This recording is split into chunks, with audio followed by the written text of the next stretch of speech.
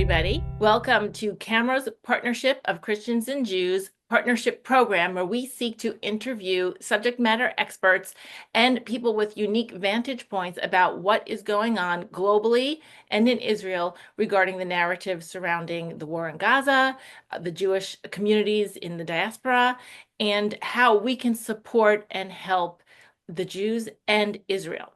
Today, our special guest is Jackie Goodall with the Ireland-Israel Alliance.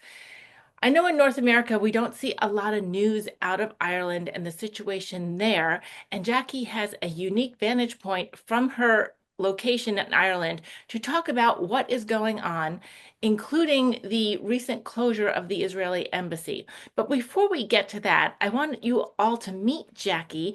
And Jackie, please tell us, welcome to the program, and tell us a little bit about yourself and your organization. Okay, well, thank you very much for inviting me to speak today, Amy. So the Ireland-Israel Alliance, I set up the Ireland-Israel Alliance in 2018.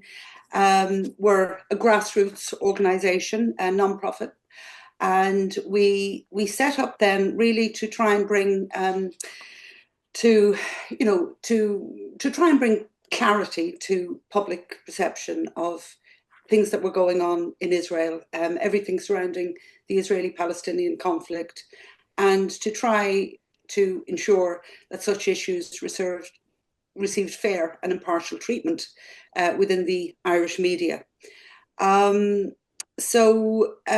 We conducted a lot. We took a delegation out to Israel in 2019, and we did a lot of activities. We invited speakers from Israel and from other places to speak at our events. We had Yosef Haddad over, we had Mossab Hassan Yosef over, Natasha Hausdorff from UK Lawyers for Israel. So we had a lot of very high profile speakers come to, not just to speak at our events, but also to speak at the Foreign Affairs Committee, the Irish Foreign Affairs Committee, and in the Irish Parliament, which we call the Oireachtas. But I won't use the Irish terms because it might be just a little bit confusing. Sure.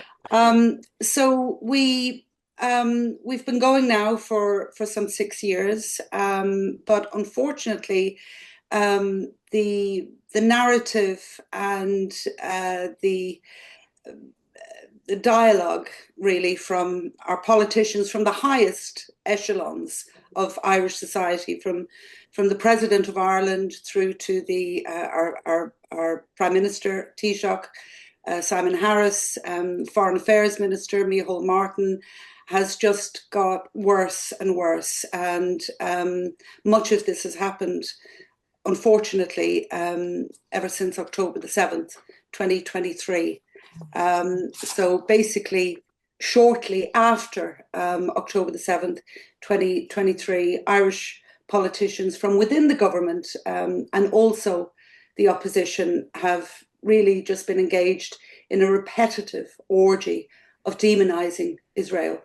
There are daily accusations of genocide and egregious attempts to delegitimize and demonize Israel. And there's also the occasional, ritual attempt to reference the plight of the hostages, but they are, as I say, they're just like little ritual attempts in passing at mentioning the hostages. Yet there is absolutely no mention whatsoever of apparent genocides taking place in Syria, Yemen, Sudan, or indeed the wholesale slaughter of Christians in Nigeria and elsewhere. One supportive journalist, we do have some supportive journalists here, he actually remarked the other day that the Irish Parliament has effectively been using the Dáil as a Gaza debating chamber, and I thought that was very descriptive. Horrible, but that's actually what it appears like, and it's very, very disturbing. And to the Jewish community here, but not only to the Jewish and indeed Israeli communities here, because there are about 1,500 Israelis working here in Ireland. They work in the high-tech sector mainly. And it's very, very disturbing and frightening for them. But also for people like myself, I'm not Jewish. The organization, Ireland-Israel Alliance, is not Jewish. So we have members and supporters from a cross-section of Irish society, Jews, Christians, some Muslims, and also secular people who support Israel for a variety of reasons. And we're all very, very alarmed at what is happening here in Ireland.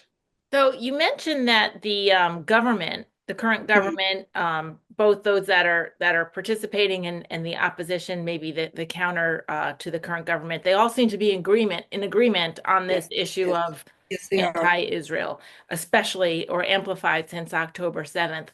What is the sentiment among the citizenry in general? Do you have any? I know you have supporters within the Ireland Israel Alliance from across the board, politically, religiously, etc. But as far as the community at large, do you feel like the population is in agreement, so to speak, with their government or their various leaders in the communities? Or do you feel there is any kind of countercurrent among just the general population, or is there a knowledge gap in that Mm. regard? Well, I think there is a knowledge gap. And I mean, ever since we started up in 2018, we have, been trying to change the narrative with, editorials and letters to the newspapers. As I said, we were invited on two occasions to speak at the Foreign Affairs Committee, but on issues relating to Israel and the territories. But it really does fall on deaf ears. I think that probably the vast majority of Irish people are not don't really know an awful lot about the complexities of the Israeli-Palestinian conflict. But unfortunately, they are fed, or we are fed, because I am one of those people. We are fed a constant diet of demonization and delegitimization from our national broadcasters, Mm. from our media of note, like the Irish Times, for example. They do make some gestures at trying to be, impartial, but really the vast majority of the dialogue and the rhetoric and the narrative is very anti-Israel. And unfortunately, it's not just coming from our politicians, but it's coming from within the church as well here.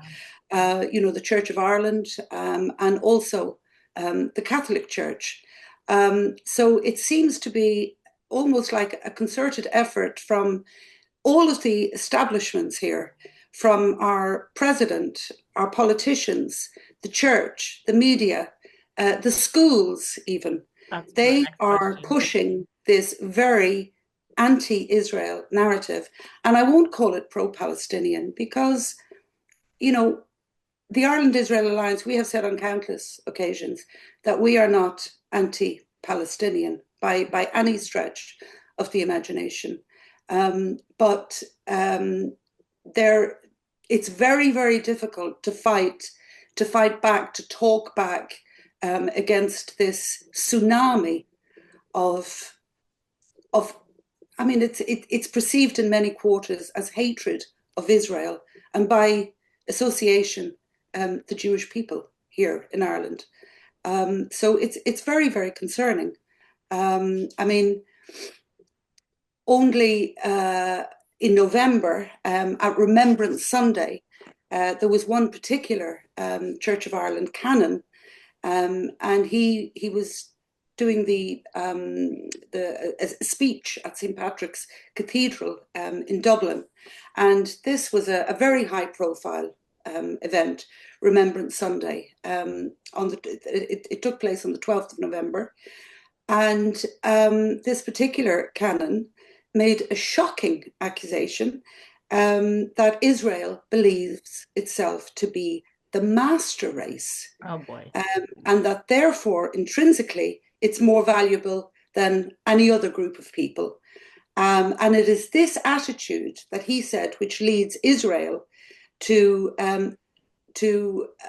eliminate or uh, uh, to say that the elimination of others is a matter of course, which is it's absolutely outrageous.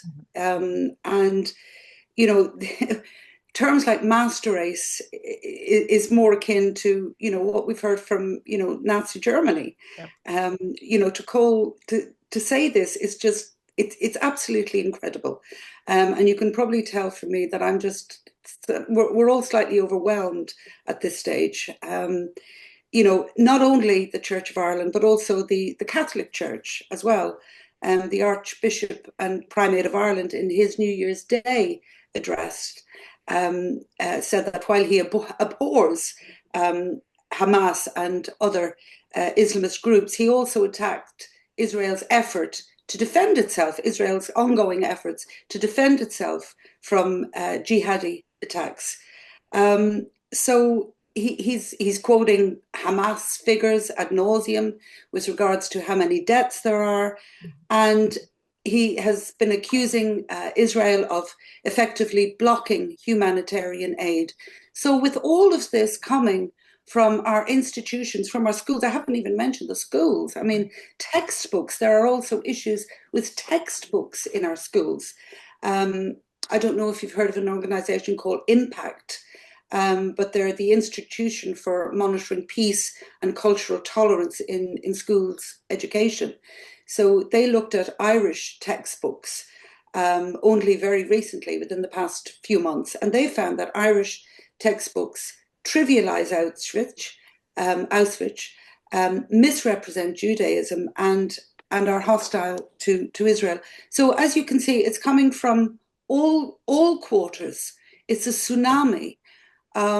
So in answer to your question, what are the majority of Irish people thinking about all of this? Well, if they're listening to the Irish media, if they're listening to the Catholic bishops and Church of Ireland bishops, if they're children at school reading Irish textbooks, then they're going to have a very jaundiced view of what is a very complex problem.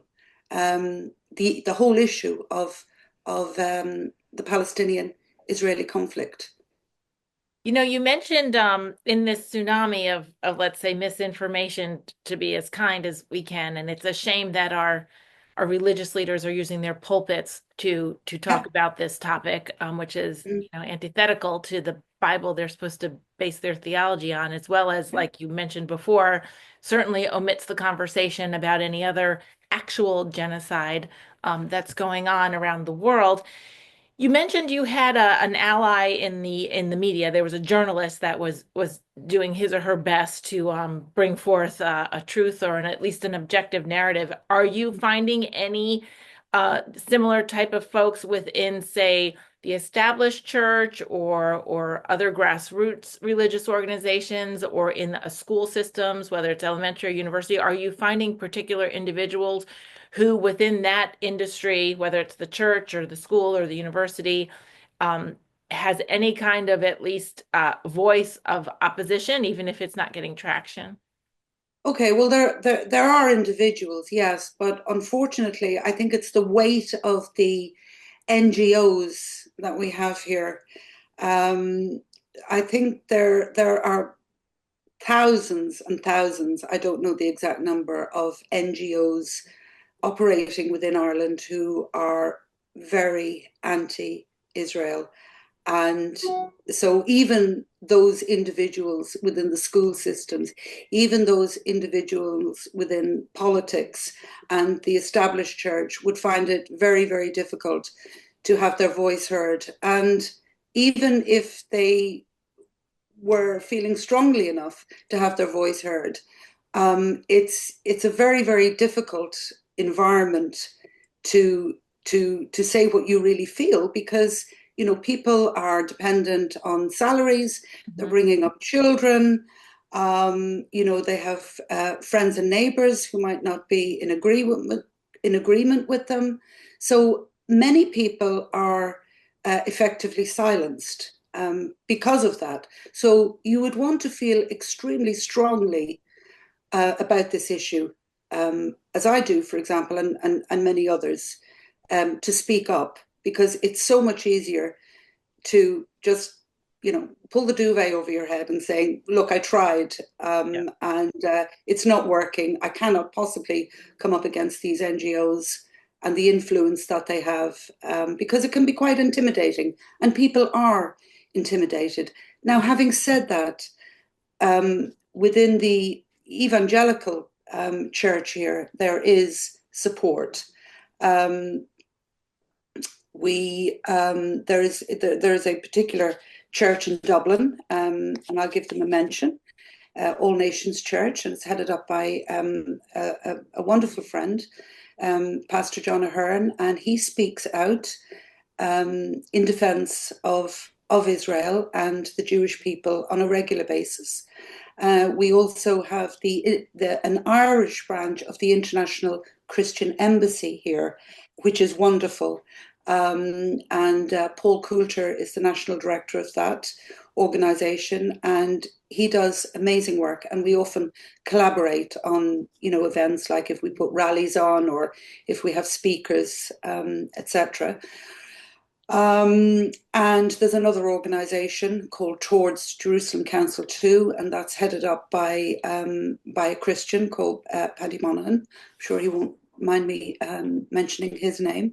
So yes, there are individuals and organisations here who are pushing back, and that's why I'm very grateful to have this opportunity to to put our point of view across and to say yes, we are here. It's not completely one-sided, but it's very, very difficult to have our voice heard amongst this, as I called it, a tsunami of anti-Israel rhetoric, and in some cases outright hatred and anti-Semitism, because it's allowing these voices of hatred, and it's giving a platform Mhm. to Mhm. the And anti-Semites. They an now feel endorsement even. empowered. They feel empowered now Yeah. to say whatever they like. Do you Yeah. find, have you experienced or have you heard of whether it's the ICEJ director or the staff there or the All Nations Church pastor or their leadership, yourself or any other organization that is as outspoken as you are? Have any of you, and you don't have to name names or cite specifics, but have any of you specifically or personally felt any kind of retaliation or intimidation from your work? Well, yes. I mean, I receive on a regular basis anti-Semitic material through the post, which is very, very ugly. That's just one aspect. I also receive emails, messages, very hateful emails and messages. And last November, we invited Natasha Hausdorff of UK Lawyers for Israel. You probably heard of Natasha. Of course, everybody's heard of her now. She's quite high profile now, but she's a very good friend of ours, and she came over to speak at a debate at one of the universities here, um, University College Dublin, premier university here, and it was a fiasco. I won't go into all of the details, but it was a complete fiasco, and they treated her extremely shabbily. But that maybe is for another day. But following that, we had the debate interviewed, as we always filmed, rather, as we always do, to put up on our YouTube channel. Following the debate, there was a ruckus, and one individual stood up, started shouting Allahu Akbar, and we left the cameras rolling, and I put it up on YouTube, and afterwards I received numerous very threatening emails demanding that we take the YouTube video down, or Wow. at least that we delete the parts of it where these expressions were being shouted. I didn't. I Mhm. left it up there. But it can be very intimidating to receive emails like this, and uh, upsetting. You kind of get over it after a few days, but I can't speak for the other organizations. Right, right. I would say probably because the Ireland Israel Alliance were dealing in the political arena as well, we might be deemed to be a little bit more high profile and out there. Um, so, but yeah, it's to be expected, unfortunately. Are you able to share with us any feedback or insights on you mentioned two communities in Ireland. There's the Irish Jewish community, Hmm. and then there's Israelis that are there Yeah, to work in high tech. yeah.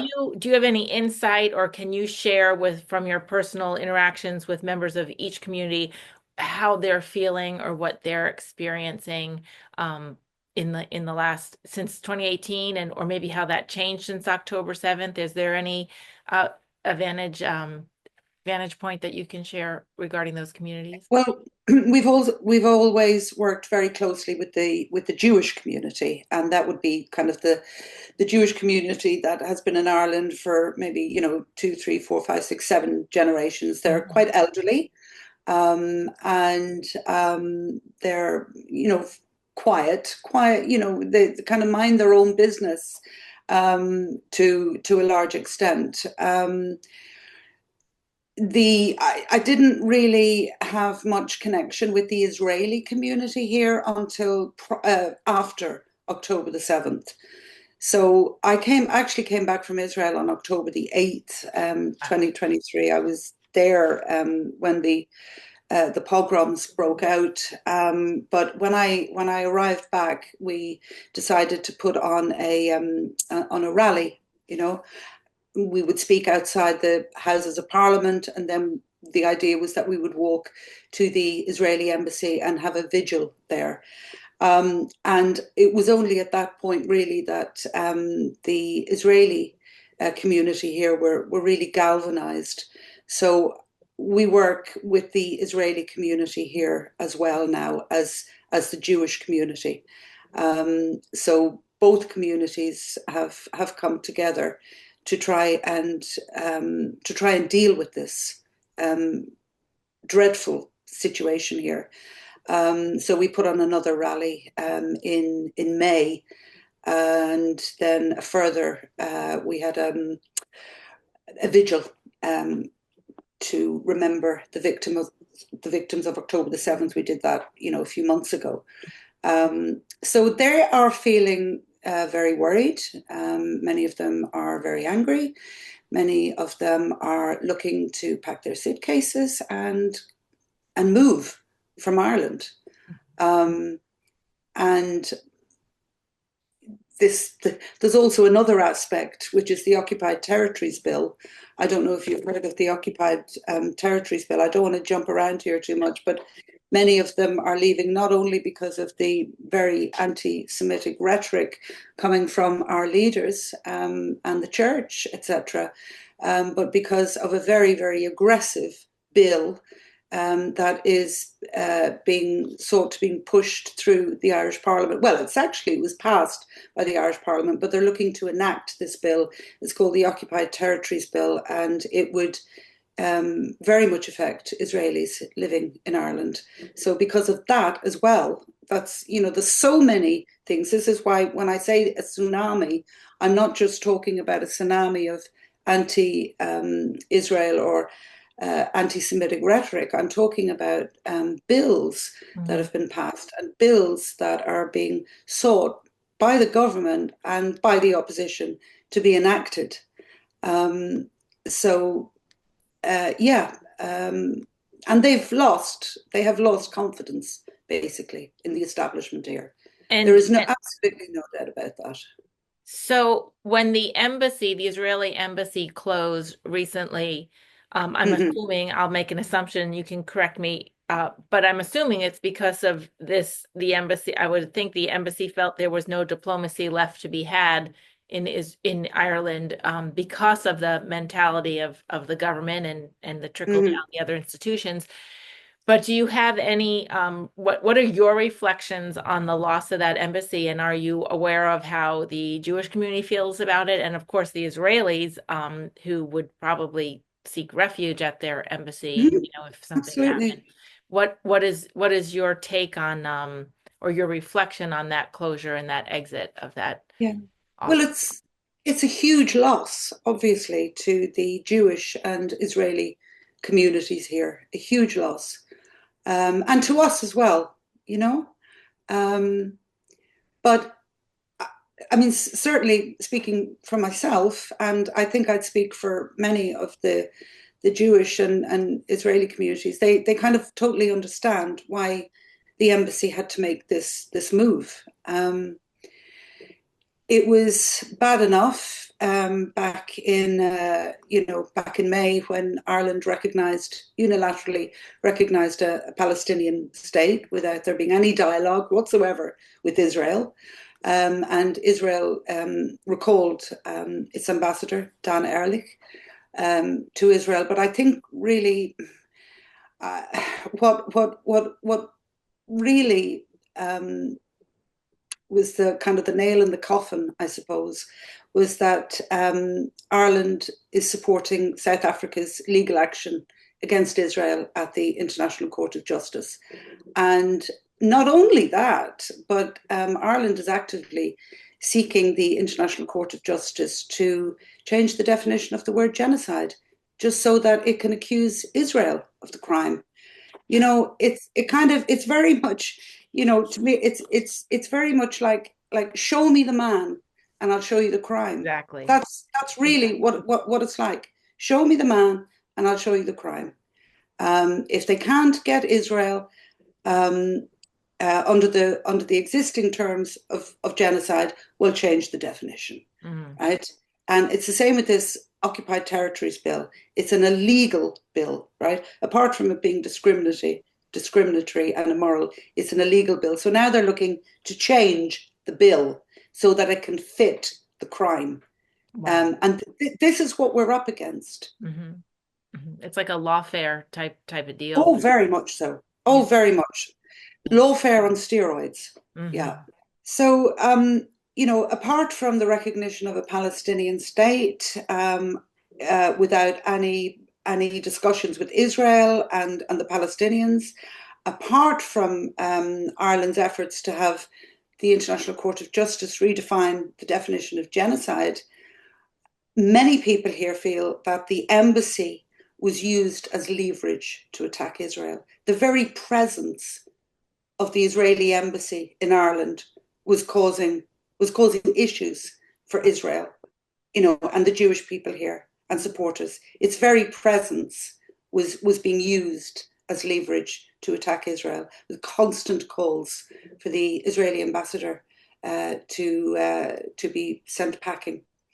Wow. So yeah, So it was one of those, I mean, I'm just speculating, but the decision to close it was to just eliminate that line of leverage, just yes, eliminate that yes, and I think it's bad important to PR include to say that the least. point as Yeah. well. Uh, Yeah, yeah, yeah.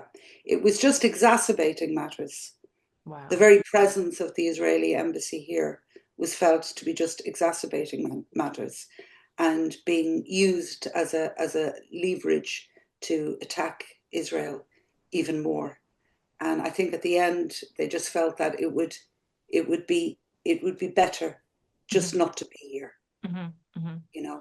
It's But obviously, yeah, for Jewish Israeli communities, it's quite devastating. it Well, it's very devastating. But that's how bad the situation is here. wow. Wow, we're so sorry to hear about that. I'm sure that was brewing for a while, but I do remember when the news came across in the late fall that that embassy was closing. And I mean, it was a shock, even if it wasn't unexpected. It was still Yeah. like the final, just Yes, wrap it up, give it up, you know. yeah, yeah, yeah. And we were the last European country to have an embassy of Israel. We didn't actually get an embassy here until 1994. So Wow. Wow. Yeah. yeah, yeah. and the first European country to have an Israeli embassy depart. I hope the Exactly, only one. exactly. It's You not know, faring well for so, Ireland's so reputation, it and it doesn't. Our yeah. reputation, I fear, is in tatters. Mm, mm. That's the Oh, situation we Jackie, it's find ourselves so in. hard to So hear, so hard to hear. But I appreciate your insight and your ability to share that with us, to share that vantage point that we may have not otherwise have known if you weren't able I to. hope it was useful. I hope you found it useful. Yeah. Yeah. Because like I'm living it on a daily basis, and sometimes I might miss something, or you know, but I hope that your viewers and you found it useful It and is. It's easy. gives Yeah, you the an you insight. need to understand what's going on and why. Um, Yeah, you can't even start to think about how to solve something or counter it until you understand it. So this is yeah. important. So Jackie, what can we do? What can Camera's Partnership of Christians and Jews, which is a large portion of our followers are in America, North America, but we have folks all over the world. Is there anything, I mean, you've given us a lot of information to process so that we can understand the situation. Is there anything that we can do? I mean, we're a prayerful bunch, so certainly we'll be praying Okay. Yes, praying for the yes, Ireland yes. Israel Alliance and the other organizations that you partner with. We certainly will pray for the poison of anti-Semitism and replacement theology to be purged from the church. I don't know if that'll Mhm. happen in my lifetime, but it's certainly a continued Yeah, prayer. But yeah. is there anything else you need us to know or that we can do for you and your organization? Okay. Well, maybe we have a website, irelandisrael.ie. So I'd ask you maybe to come onto the website and see what we're doing. Sign up to receive our newsletters. We send out regular newsletters with any campaigns that we're doing. And if you like Irish Americans, we're reaching out to our Irish American friends really at the moment, and just to see if there's anything that you think that you can do to try and help us. I mean, with the Trump administration coming in, it's going to be interesting to see how if there's going to be any effects on Irish trade. We're fully expecting there to be, and Mhm. even the Irish politicians know that there are going to be detrimental effects on Ireland with regard to trade, but they don't care. They don't Oh, care. wow. Wow. Such is their vigor and such is the strength of their ideology that they don't care if Ireland suffers economically. The ordinary people of Ireland who are, suffering with housing crisis, a health crisis, the kind of crises that are going on in every other country around the world, they don't care so long as, their lawfare. Their lawfare is number one. Their Yeah, at lawfare the is number expense of the general at the welfare of the expense community. of the general public, at the expense of it's absolutely shocking and shameful. Yeah, right, if you're Irish and American, maybe write to Irish Americans in Congress, see if Hmm. they can help in any way, uh, and sign up to our newsletters. We'll be putting out information within the coming weeks about what is happening here, coming days and weeks. So just to keep an eye on things, Yeah. And because awareness to really be aware of what's going on. I And think then, so. I think we just need to create awareness of what's happening here. I can hardly believe myself at the change in my country. To be honest with you, Ireland is not the same country it was even 10 years ago. wow. Um, it's changed. It's unrecognizable, and it almost seems as if we're being, just used and abused to be honest with you. You mentioned your YouTube channel with some of your speakers being filmed. Is Yeah, there a link to that on your website? Or yes, there okay. is. There So then is. Yeah, folks can the go link, back and look at some of the other engagements that yeah, you've had. yeah. And That we're would also be on X as well. Unfortunately, okay. our Facebook, we're having issues with that, but Yeah. we're on X and on YouTube as well, and we've Mhm. got the website. Yeah, And for what it's worth, Jackie, the Cameras Partnership of Christians and Jews, we just released a series of fact sheets, free, downloadable, sort of one-page, cited, researched, and sourced documentation that refutes a lot of these particular narratives that are just demonizing Israel, genocide, humanitarian crises, civilian deaths. Those, I want to make you aware of those. I'll send you the link offline, but feel free to share those fact sheets with anybody who just might be confused about what is the reality of, for example, Israel committing genocide. We yeah, really broke it down into a very quick um, and logical synopsis, easy to read, scannable page. I'm happy to share that with you. These are all PDFs that you download from our website. They're absolutely free. We are really trying to get that information out at the ground level to folks that are trying to find facts. That's why they're called fact sheets. So I yeah. just wanted to share Great. that with you. You can certainly share that as you feel the need.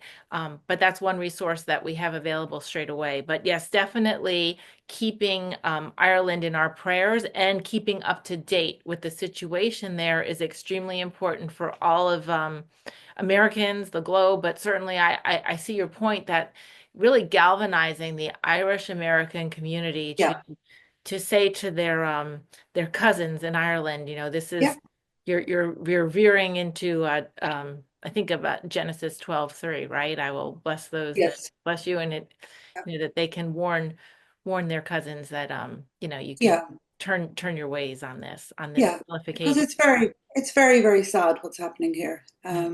It just the atmosphere feels very dark at the moment. So we need all your prayers, and all of your all of your efforts, to help us and to be more aware.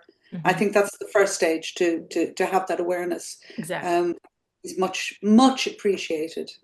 And please relay to the communities that you do engage with that they're not alone. You're not alone. You might feel Yeah, alone, but you're yeah, not. yeah.